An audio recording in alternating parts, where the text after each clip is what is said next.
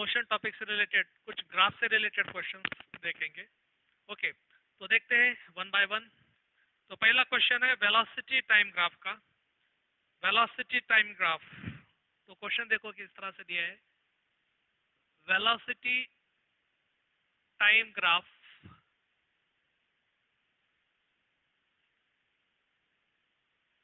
इसको हम VT ऐसे लिखेंगे। तो ये velocity time graph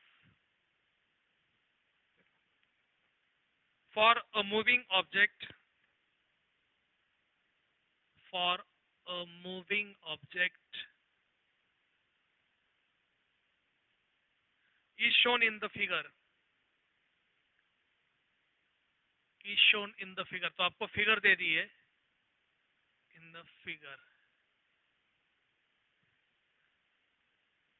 total displacement of the object, total displacement of the object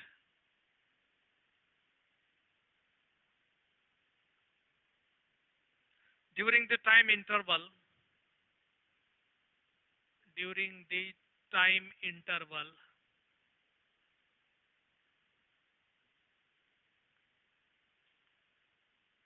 when there is non-zero, when there is non-zero acceleration and retardation is non-zero acceleration and retardation is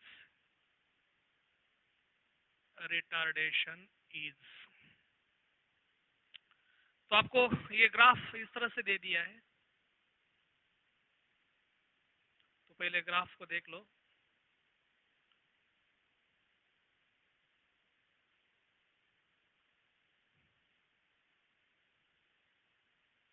non zero, ये तो zero acceleration है, ये non zero, और ये acceleration और ये retardation.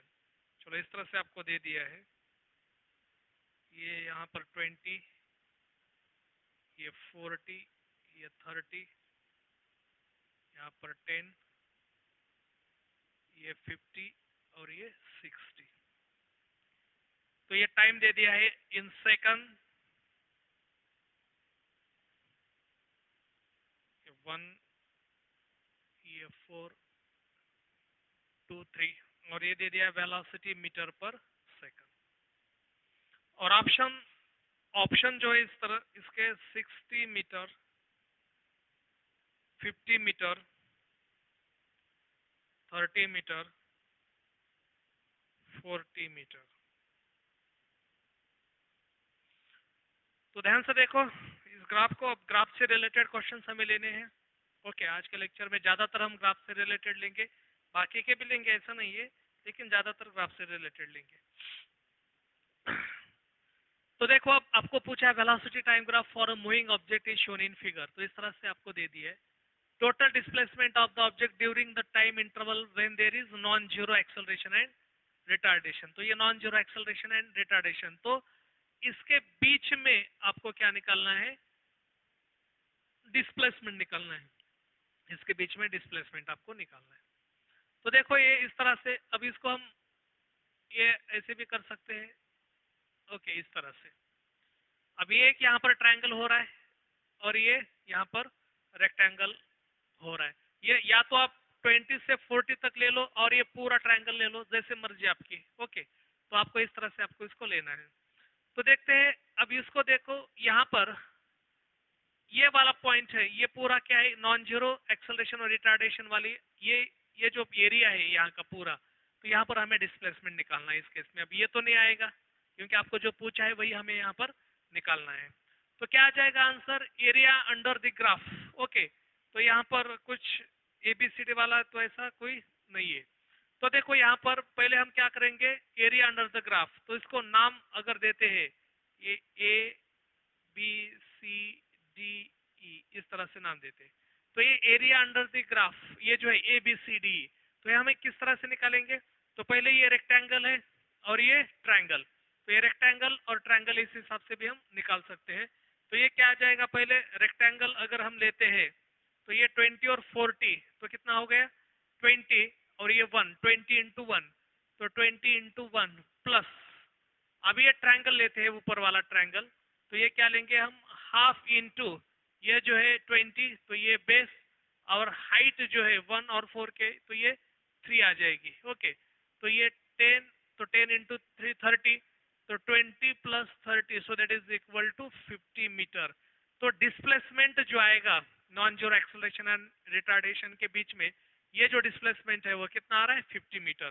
तो option B आएगा आपका। ओके, या तो आप यहाँ पर ये पूरा यहाँ तक ले लो, पहले ये ट्रायंगल ले लो, फिर ये ट्रायंगल और ये स्क्वायर ले लो, तो ये भी आंसर वही आएगा। या फिर ये पूरा रेक्टेंगल ले लो, ये पूरा ट्रायंगल ले लो, तो आंसर वही आएगा।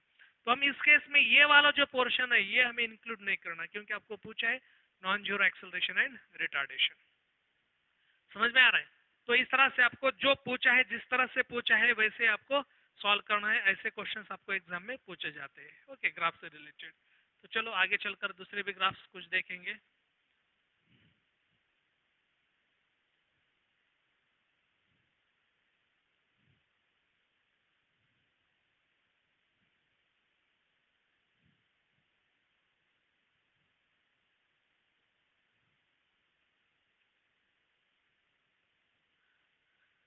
चलो नेक्स्ट, अगला सवाल।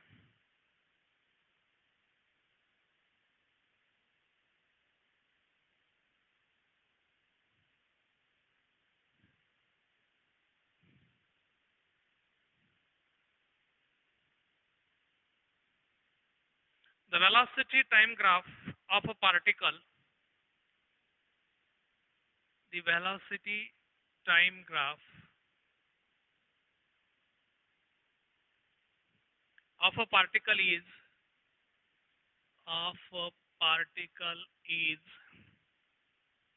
shown in figure.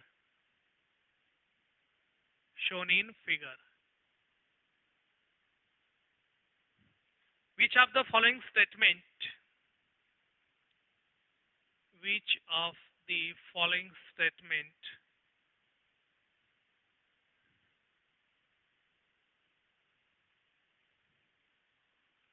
will describe the motion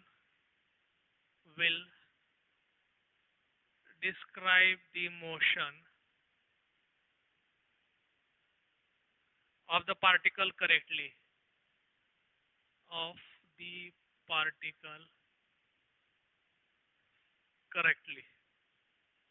okay, तो ये आपको ग्राफ दे दिया है, ये टाइम, ये वेलोसिटी, और ये ग्राफ इस तरह से दे दिया है कुछ ऐसे।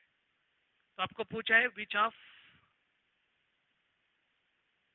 द फॉलोइंग स्टेटमेंट, तो ये इस तरह से सीधा है, ये ऐसे, ये क्रॉस में। तो पहला ऑप्शन है यहाँ पर, a particle has a constant acceleration, a particle has a constant acceleration. तो वेलोसिटी टाइम ग्राफ देखना है और आपको यहाँ पर ये निकालना है। Okay, constant acceleration. Second, the particle has zero displacement, the particle has zero displacement. C वाला है, the body is moving with uniform velocity, the body is moving with uniform velocity.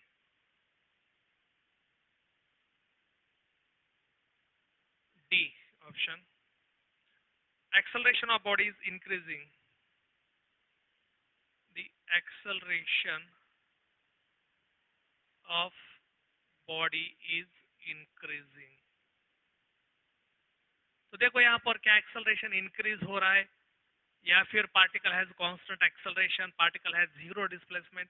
तो पार्टिकल में तो जीरो डिस्प्लेसमेंट नहीं होगा, क्योंकि यहाँ तो कुछ आगे बढ़ रहा है। यूनिफॉर्म वेलोसिटी से बढ़ रहा है क्या? यूनिफॉर्म वेलोसिटी से बढ़ता तो ये इस तरह से आ जाता, straight line. Acceleration of body is increasing है, अगर इंक्रीजिंग एक्सेलरेशन रहता है, इंक्रीजिंग एक्सेलरेशन, ओके, तो ये वाला ग्राफ नहीं बताएगा इस तरह से। पार्टिकल हैज कांस्टेंट एक्सेलरेशन, तो यहाँ पर एक्सेलरेशन जो है कांस्टेंट है, मतलब क्या है, rate of change of velocity with respect to time हर बार वो सेम आ रही है। तो हम उसको हर एक पॉइंट का अगर हम स्लोप निकालेंगे तो हम ये देखेंगे ऐसे ग्राफ अगर इस तरह से नेचर बताता है तो यहाँ पर कांस्टेंट एक्सेलरेशन रहता है, तो ये वाला ऑप्शन। तो आपने ऑलरेडी ग्राफ के बारे में पढ़ चुके होंगे, तो ग्राफ के जो नेचर है एक बार आप उसको रिवाइज भी कर लो। अब जैसे क्वेश्चन में तो हम ले ही रहे हैं, लेकिन फिर भी आप एक बार पूरे ग्राफ से रिलेटेड क्वेश्चन रिवाइज कर लो। Velocity time graph, displacement time graph, acceleration time, या फिर यूनिफॉर्म नॉन यूनिफॉर्म, ये सब जो भी एक्सेलरेशन है उसको थोड़ा सा आपको स्टडी करना है। ओके, तो ये ऐसे क्वेश्चंस आपको एग्जाम में पूछे जा सकते हैं। अगला question,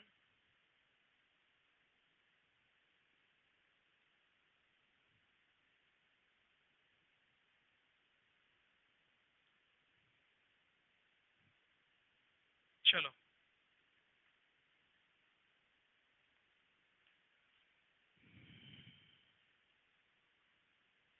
The displacement time graph,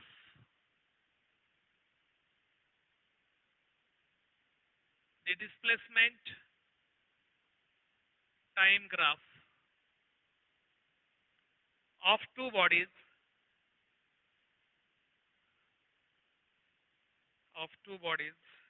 A and B are shown in figure.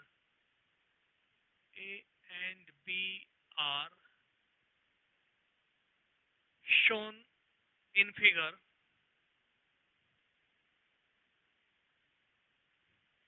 Which of the following statement is correct?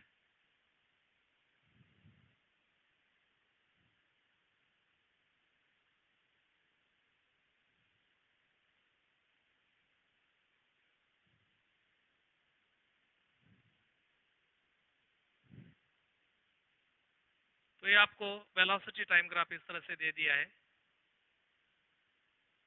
Velocity time graph. तो देखो यहाँ पर इस तरह से आपको पूछा है, ये 20 मीटर और ये पॉइंट और ये बी पॉइंट। अब इसमें ऑप्शंस आपको कुछ इस तरह से दे दिए, A is moving faster than B, A is moving faster than B, एक सवाल। दूसरा सवाल है B is moving faster than A, B is moving faster than A. तीसरा सवाल है B is always 20 meter behind A, B is always 20 meter behind A. D option है A is always 20 meter behind B, A is always 20 meter behind B, अब देखो ये question आपको पूछा है the displacement time graph of two bodies A and B are shown in figure. तो displacement time graph है। Okay, तो कौन सा स्टेटमेंट करेक्ट है ये हमें देखना है। क्या ए इज मूविंग फास्टर देन ए, तो ए क्या बी से फास्ट मूव कर रहा है? नहीं, तो ये यहाँ पर ये दिख रहा है। ओके, क्योंकि दोनों सेम है। Okay, with respect to time displacement जो है दोनों का, मतलब ये अगर यहाँ से है ये यहाँ से है, तो ये फास्ट जा रहा है क्या? नहीं है, अगर कैलकुलेट करके देखा जाए। B is moving faster than A, वो भी सही नहीं। B is always 20 meter behind A, तो ये तो ओरिजिन मतलब 20 मीटर पहले से उसका जर्नी स्टार्ट है बी का, तो क्या सही आंसर आ जाएगा इस केस में? A is always 20 meter behind B. Okay, तो ए जो है हमेशा 20 मीटर बिहाइंड बी रहेगा, क्योंकि ये कांस्टेंट जा रहे हैं दोनों, मतलब एक ही। ओके, तो हमेशा 20 मीटर पीछे रहेगा ये, क्योंकि ये जो है दोनों का अगर स्लोप निकाला दी जाए तो ये सेम रहेगा। वेलोसिटी तो उसका कांस्टेंट है। ओके, तो वेलोसिटी कांस्टेंट है उसका, तो ये हमेशा 20 मीटर बी बिहाइंड ही रहेगा चाहे कुछ भी हो जाए। ओके, तो ये डी वाला ऑप्शन यहाँ पर सही रहेगा। तो ऐसे भी क्वेश्चंस आपको एग्जाम में पूछे जाते हैं, ग्राफ से देखकर आपको उसका आंसर निकालना देना पड़ता है। जरूरी नहीं कि हर बार कैलकुलेशन वाले ही ग्राफ से रिलेटेड क्वेश्चन आ जाए, तो कुछ ऐसे भी क्वेश्चन आपको पूछे जाते हैं। ओके,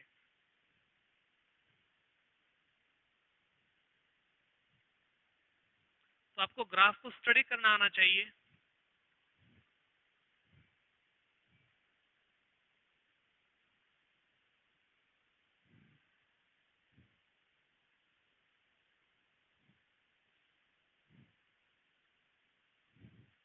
चलो नेक्स्ट अगला सवाल. The figure shows the displacement. The figure shows the displacement time graph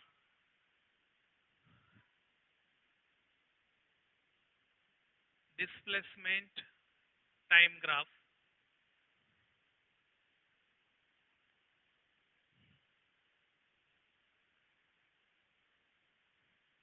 of a particle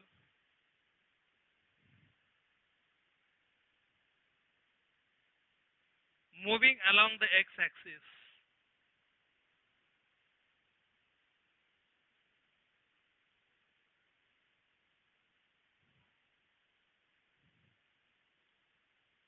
which of the following statement which of the following statement will describe the motion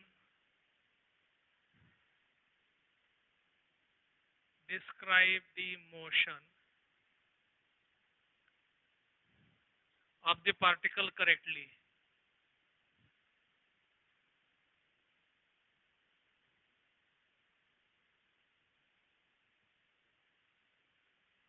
पहला option. अब चलो ये graph दे दिया है कुछ ऐसे,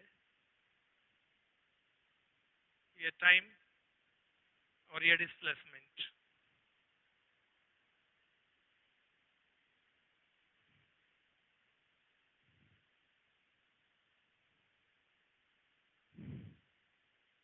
तो ये ग्राफ कुछ इस तरह से है और ऑप्शन देखो. The particle is moving continuously. The particle is moving continuously. B option. The particle is at rest.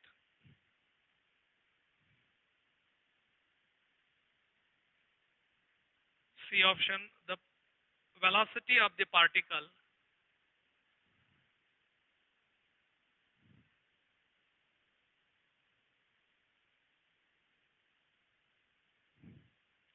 increases up to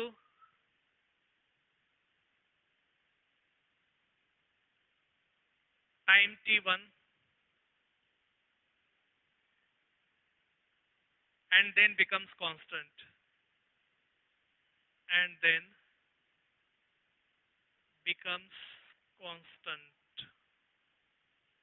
D option. The particle moves with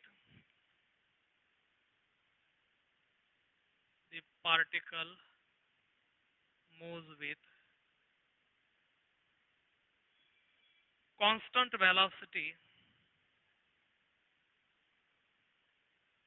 up to time t1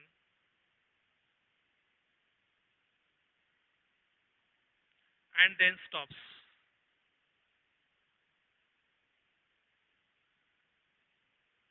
देखो ध्यान से.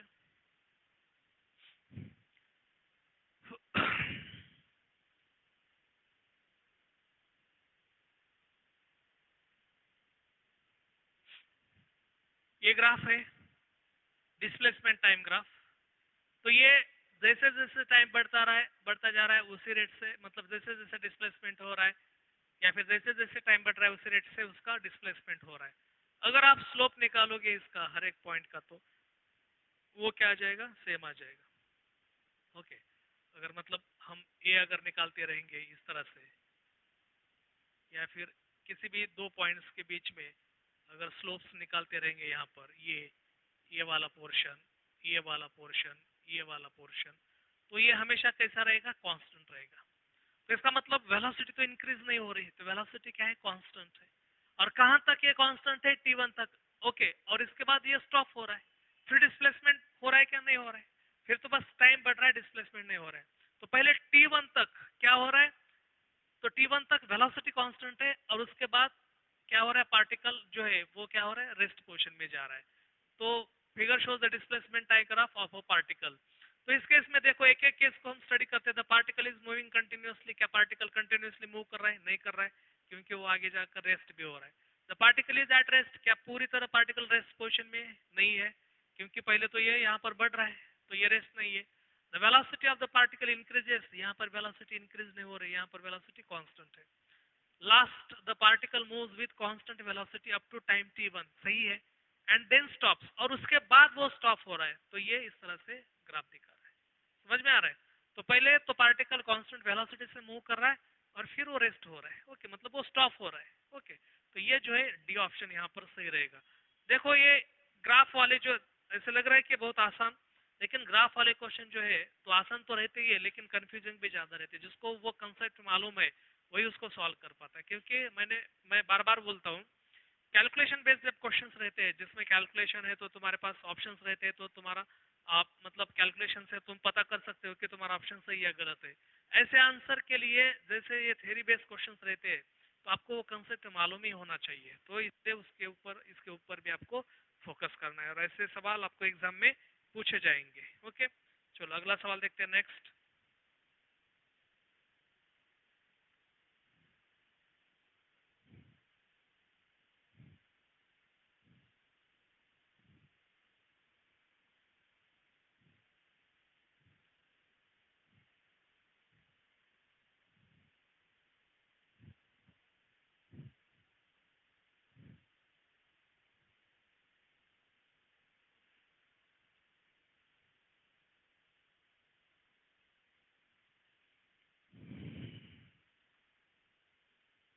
The position of a particle, थोड़ा अलग question है, ध्यान से देखो। The position of a particle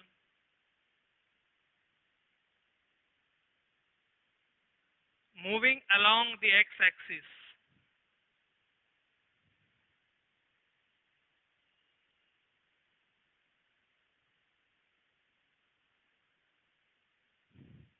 at certain time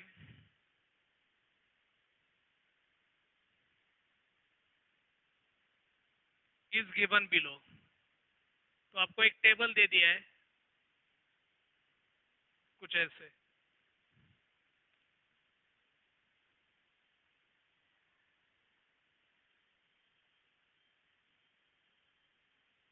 यहाँ पर टाइम सेकंड में है और ये डिस्टेंस जो है वो मीटर में है, डिस्टेंस मीटर में। ये 0, 1, 2, 3 कुछ इस तरह से दे दिया है आपको, और डिस्प्लेसमेंट है -2, 0, 6, 16। बहुत ही मतलब अच्छा क्वेश्चन है, ऐसे सवाल आपको पूछे जाते हैं। और आपको पूछा है यहाँ पर विच ऑफ द फॉलोइंग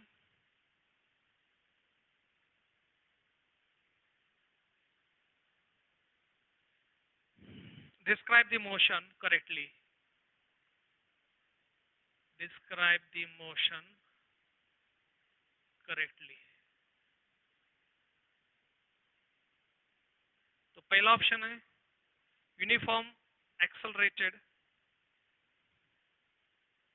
यूनिफॉर्म और उसके बाद ये एक्सेलरेटेड।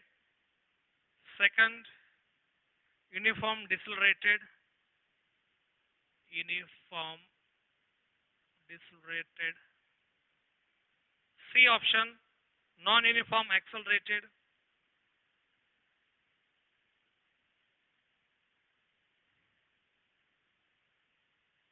और डी ऑप्शन है there is not enough data,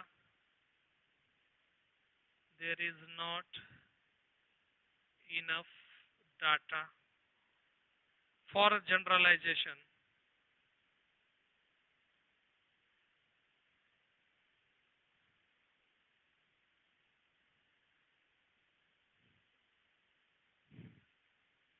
तो देखो इसको सॉल्व करने की कोशिश करना है आपको,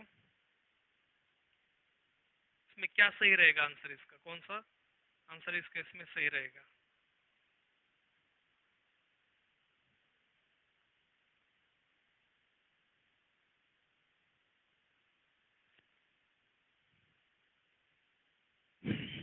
चेक करो,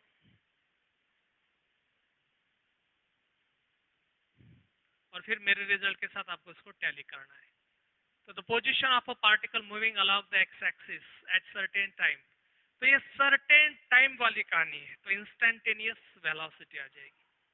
तो ये इंस्टेंटेनियस, वी इंस्टेंटेनियस, तो इंस्टेंटेनियस वेलोसिटी जो है वो किसके बराबर होती है, D X by D T, या फिर delta X by delta T. समझ में आ रहा है, इंस्टेंटेनियस वेलोसिटी। तो अब इंस्टेंटेनियस वेलोसिटी निकालो और फिर देखो ये क्या आ जाएगा यहाँ पर, यूनिफॉर्म है, एक्सेलरेटेड है, यूनिफॉर्म है, डिसलेटेड है, नॉन यूनिफॉर्म एक्सेलरेटेड है, या फिर डेटा ही सफिशिएंट नहीं है। तो देखो यहाँ पर ये पहले हम V1 निकालेंगे, तो V1 क्या है, तो ये आ जाएगा अब 0 माइनस -2, ये 0 माइनस, तो इंस्टेंटेनियस क्या होता है, final velocity minus initial velocity divided by final time minus initial time. तो फाइनल वेलोसिटी क्या है इस केस में, ये 0, अब दोनों को डिफरेंशिएट करेंगे, -2 और टाइम क्या है 1 माइनस 0, तो ये क्या आ जाएगा 2/1, तो ये 2 मीटर पर सेकंड, ये पहला। V2 क्या आ जाएगा इस केस में, 6 माइनस 0 और ये 2 माइनस 1, 2 माइनस 1 तो 6/1, तो ये आ जाएगा 6 मीटर पर सेकंड। तो टाइम इंटरवल हर बार सेम ही है, इंस्टेंटेनियस 1 मिनट या 1 सेकंड है, 1 सेकंड। और ये देखो 16 माइनस 6 डिवाइडेड बाय 3 माइनस 2, तो ये क्या आ रहा है यहाँ पर 10 डिवाइडेड बाय 1, तो ये 10 मीटर पर सेकंड। तो ये 2 मीटर पर सेकंड, 6 मीटर पर सेकंड और ये 10 मीटर पर सेकंड। तो हर बार ये क्या हो रहा है, तो ये इंक्रीज हो रहा है। ओके, और इंक्रीज कैसे हो रहा है, यूनिफॉर्मली 4 मीटर पर सेकंड है, इसमें भी 4 मीटर से पर सेकंड है। ओके, 10 माइनस 6 4 है, 6 माइनस 2 4 है, समझ में आ रहा है। तो ये तो यूनिफॉर्म वेलोसिटी वाला कहानी है। ओके, तो सॉरी, ये यूनिफॉर्म बन रहा है क्या यहाँ पर, नहीं है। देखो ध्यान से देखो, ये वेलोसिटी जो है, तो ये एक बार 2 आ रही है, एक बार 6 आ रही है और एक बार 10 आ रही है। ओके, तो ये V1, तो ये हर बार क्या हो रहा है, बढ़ता जा रहा है। अगर हम स्टार्ट करते हैं 2 से, तो 2 है, फिर 6 है, फिर 10 है, तो ये एक्सेलरेशन है, इसमें क्या हो रहा है, एक्सेलरेशन हो रहा है। लेकिन एक्सेलरेशन किस तरह से हो रहा है, तो ये नॉन यूनिफॉर्मली एक्सेलरेशन हो रहा है। तो ये नॉन यूनिफॉर्म एक्सेलरेशन की कहानी है। तो ये हम इसको बोल सकते हैं यहाँ पर नॉन यूनिफॉर्म एक्सेलरेशन। तो पहले 2, बाद में 6, बाद में 10, तो ये आ रहा है non uniform acceleration. Non uniform accelerated motion का जो डिस्क्रिप्शन है, तो ये डिस्क्रिप्शन इस तरह से वो बताएगा। ओके, तो पहले 2, फिर 6, फिर 10, इस तरह से वेलोसिटी आ रही है विद रिस्पेक्ट टू टाइम। तो यहाँ पर एक्सेलरेशन तो है, लेकिन ये कैसे है, नॉन यूनिफॉर्म। ओके, चलो आगे देखते हैं, क्योंकि V0 अगर देखा जाए तो 0 से स्टार्ट हो रहा है। Okay,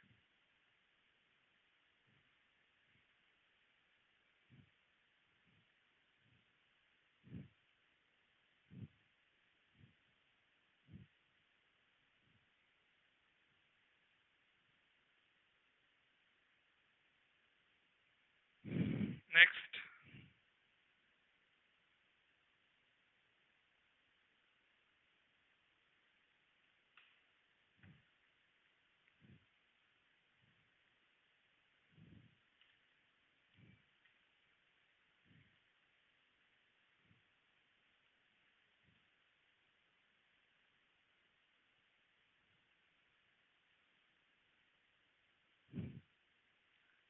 The figure below shows the figure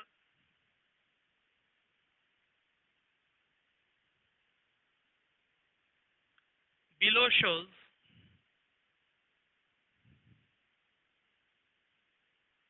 a speed time graph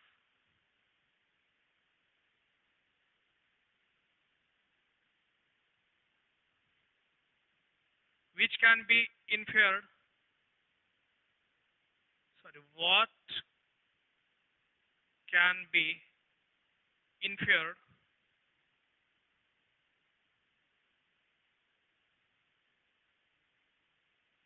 from the graph।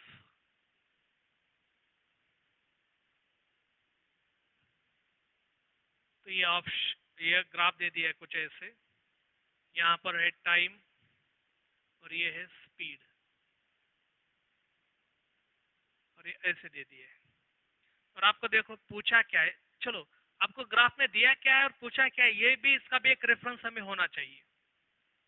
अगर इस केस में ये स्पीड और ये टाइम है, ओके, तो एक्सेलरेशन के बारे में पूछा जाता तो कुछ और निकल के आता।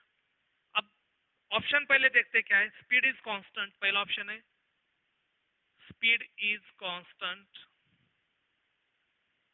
दूसरा ऑप्शन है speed is decreasing, speed is decreasing, speed is increasing,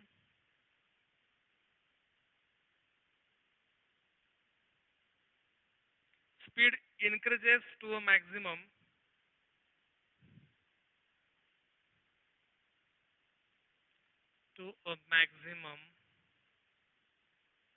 and then decreases। तो देखो यहाँ पर स्पीड के बारे में पूछा, एक्सेलरेशन के बारे में पूछा तो हम बोलते कांस्टेंट, क्योंकि जिस तरह से ये स्पीड और ये टाइम बढ़ रहा है तो उस हिसाब से हम बोलते।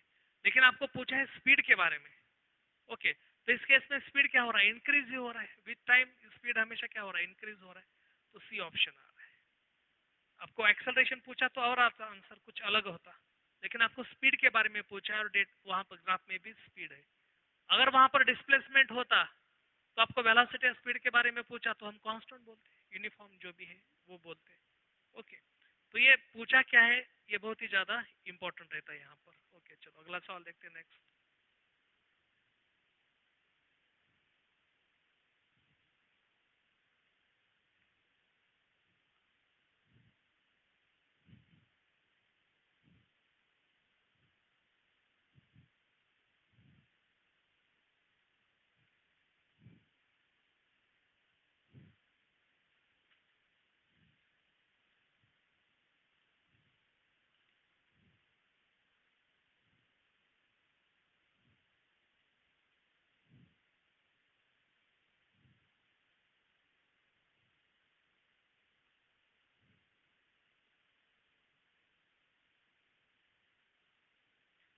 Which of the following graph shows,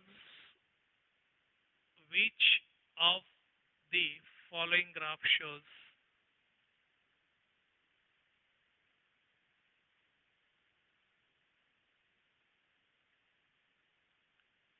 uniform velocity,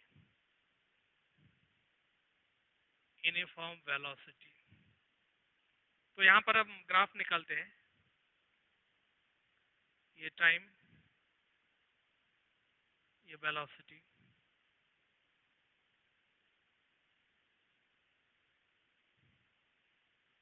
इसको हम ए नाम देंगे, बी पर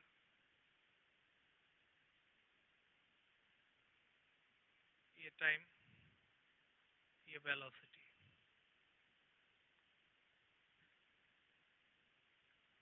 और यहाँ पर ये।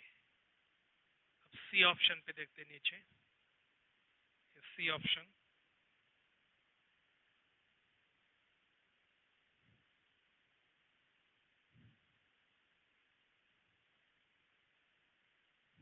और ये डी ऑप्शन।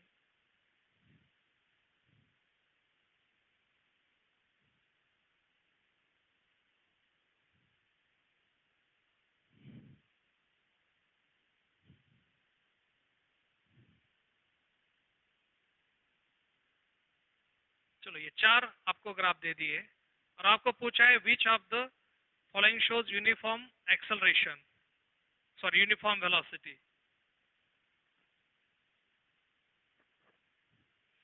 तो ये चार ग्राफ, इस पे हम बहुत सारे क्वेश्चंस भी बना सकते हैं, मतलब तीन चार, यूनिफॉर्म वेलोसिटी क्या है, एक्सेलरेशन क्या है, मतलब अलग अलग क्वेश्चन हम यहाँ पर निकाल सकते हैं। तो विच of the following graph shows uniform velocity, तो वेलोसिटी यूनिफॉर्म मतलब विद रेस्पेक्ट टू टाइम वो मतलब यूनिफॉर्म जा रही है, कांस्टेंट जा रही है, तो ये वेलोसिटी ही दे दी है यहाँ पर। ओके, तो वेलोसिटी है, हाँ यहाँ अगर डिस्प्लेसमेंट होता तो कुछ ग्राफ का नेचर अलग होता, यहाँ अगर डिस्प्लेसमेंट होता तो ग्राफ का नेचर अलग होता। अब वेलोसिटी पूछा है तो ये पहला ऑप्शन सही रहेगा, first option is the correct option इस केस में। ओके, तो बाकी के तो कोई होते ही नहीं है यहाँ पर। अगर चलो मान लीजिएगा ये तो पहला हो गया, आपको अगर पूछा जाता विच of the following graph shows uniform acceleration of the body from rest, uniform acceleration of a body from rest, चलो इसको मैं चेंज करता हूं, तो ये कौन सा ग्राफ जो है, तो ये यूनिफॉर्म एक्सेलरेशन बताता है, यूनिफॉर्म वेलोसिटी वाला तो ये बन गया, ये नेचर। तो इसमें हम क्या कर सकते हैं, अलग अलग स्टडी भी, केस स्टडी भी कर सकते हैं। अब यूनिफॉर्म एक्सेलरेशन के लिए velocity with respect to time, ये जो स्लोप है वो हमेशा सेम होना चाहिए। अगर आप यहाँ पर देखोगे तो ये स्लोप जो है वो सेम ही रहेगा यहाँ पर। ओके, तो हम यहाँ पर बता सकते हैं कि ये वाला जो ग्राफ है बी, तो ये क्या बताएगा, यूनिफॉर्म एक्सेलरेशन बताएगा। तो बी वाला ग्राफ यूनिफॉर्म एक्सेलरेशन। ओके,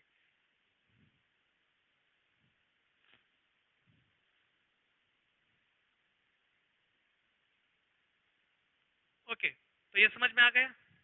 अब इसी को मैं थोड़ा सा चेंज करता हूँ। Which of the following graph shows uniform acceleration of a body initially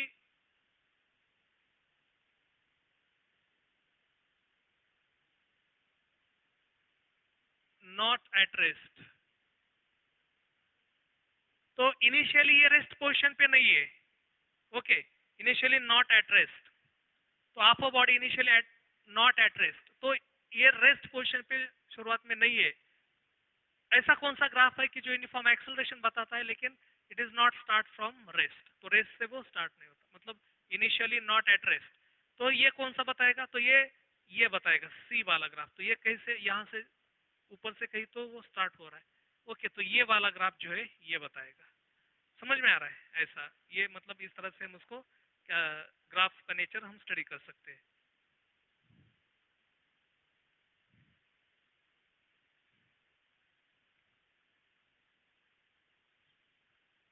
अब इसी को हम थोड़ा सा चेंज करते हैं। ये uniform acceleration initially not rest, और ये यूनिफॉर्म वेलोसिटी। समझ में आ रहा है। अब ये वाला जो ग्राफ है ये क्या बताता है, ये लास्ट वाला ग्राफ, इसके ऊपर भी हम क्वेश्चंस बना सकते हैं। जैसे ये वाला क्वेश्चन हम यहाँ पर बना सकते हैं, body starting with uniform acceleration,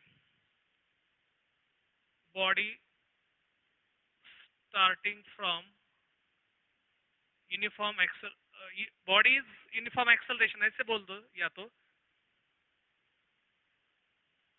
starting with uniform acceleration, with uniform acceleration and becomes rest, becomes rest, या फिर हम stop भी बोल सकते हैं, becomes rest या फिर stop, becomes rest, stop या फिर becomes zero, कोई भी वर्ड आप यहाँ पर यूज कर सकते हैं। ओके, तो ये नंबर 4 वाला जो ग्राफ है ये केस हमें बताता है।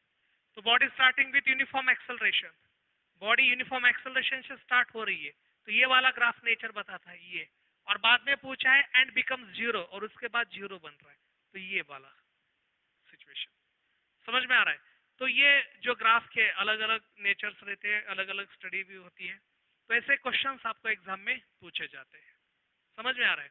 तो चलो अगले लेक्चर में, नेक्स्ट लेक्चर में भी हम कुछ ग्राफ से रिलेटेड क्वेश्चंस लेते हैं, और ओवरऑल मतलब जो चैप्टर के क्वेश्चंस है, जैसे कि पहले हम ले रहे थे लास्ट 3-4 डेज से, तो वैसे क्वेश्चंस की भी हम प्रैक्टिस करेंगे। तो मिलते हैं नेक्स्ट लेक्चर में।